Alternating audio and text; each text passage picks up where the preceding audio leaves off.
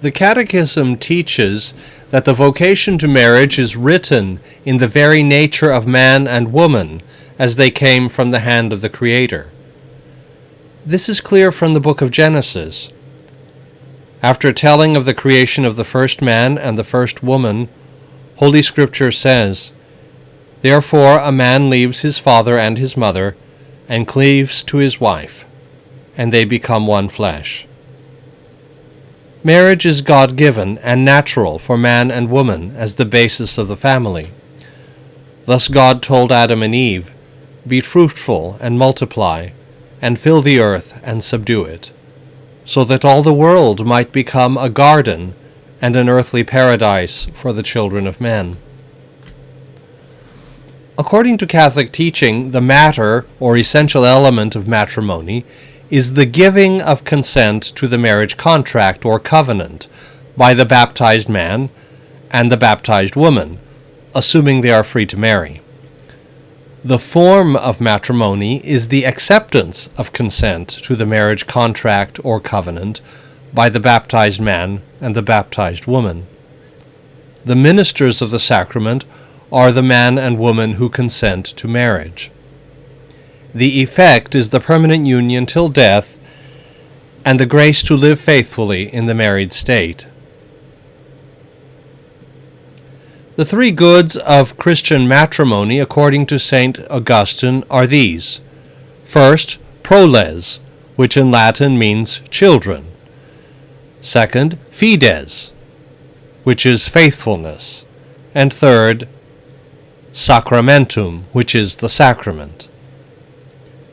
The marriage of a baptized person with an unbaptized person, or of two unbaptized persons, is a natural bond and is blessed by God.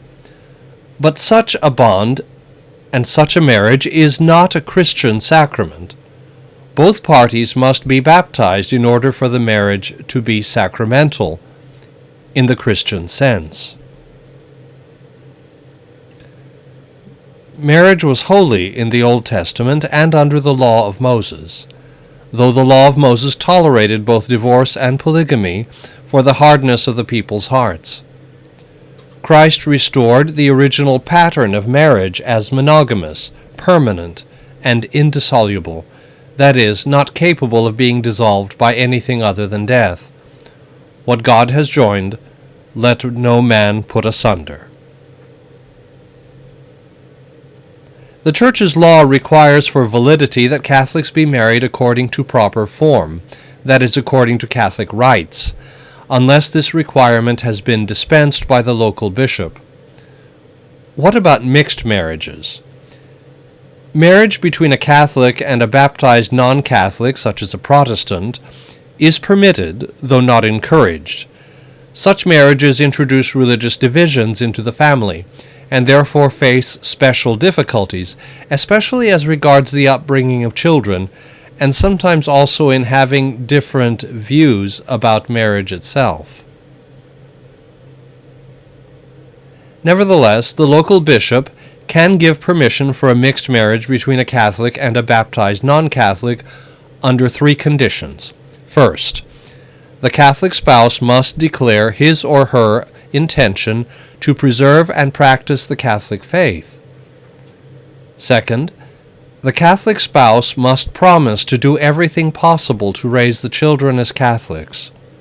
Third, the non-Catholic spouse must understand and accept these obligations on the part of the Catholic whom he or she is marrying.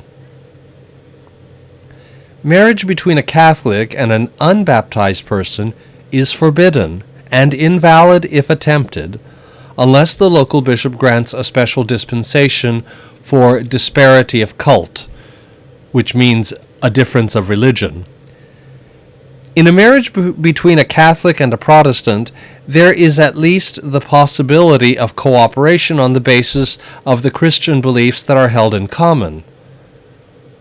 With non-Christians, the situation is much more difficult.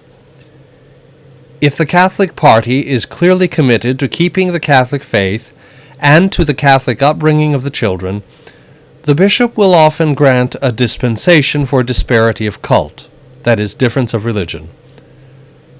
In such a marriage, the Catholic spouse has a special duty to pray for the conversion of the non-Christian spouse. As St. Paul says to believing Christians who are married to unbelievers, "For the unbelieving husband is consecrated through his wife, and the unbelieving wife is consecrated through her husband. Wife, how do you know whether you will save your husband? Husband, how do you know whether you will save your wife?" Catholic doctrine does not recognize the dissolution of a consummated, valid, sacramental marriage by anything except death. If it becomes practically impossible for a married couple to live together, Catholic doctrine allows them to separate and live apart. However, they are still married in the sight of God. Even if such a separated couple obtains a civil divorce, this means only that in the eyes of the state they are no longer a married couple. The state can regulate the civil effects of marriage: child support, alimony, division of property, etc. But the state cannot dissolve the marriage before God. Therefore, if someone is validly married and obtains a civil divorce, he or she is not free before God to remarry as long as the other spouse is living. Christ himself said that such remarriage in the lifetime of the original spouse is infidelity to the original bond of marriage. St. Paul writes to the Corinthians in these words, "To the married I give charge, not I, but the Lord, that the wife should not separate from her husband. But if she does, let her remain single, or else be reconciled to her husband, and that the husband should not divorce his wife." This teaching has always been a hard saying.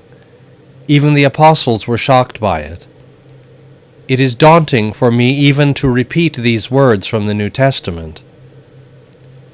As hard as these words are to hear, we must remember that it is Jesus Christ, love and truth incarnate, who spoke them. So we must trust in humble faith that this teaching is for our own true good. Faithful marriage entails great sacrifice. There is no doubt about that. We are all familiar with the pain of divorce and of divorced people in the Church. However, consider the effects of divorce: the sorrow and injustice to spouses and children, the disruption of society, and the impoverishment of families. As hard as it is, the Christian way in a difficult marriage is to hope for reconciliation and to live in faithfulness to what was promised at the altar on the wedding day.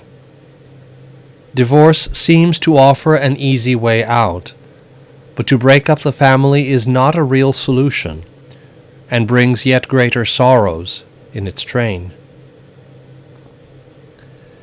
Many civilly divorced Catholics do remarry outside the Church. They are still Catholics, still members of the Church. But the Church cannot recognize the second marriage as valid if the first marriage was validly contracted, and if the first spouse is still living.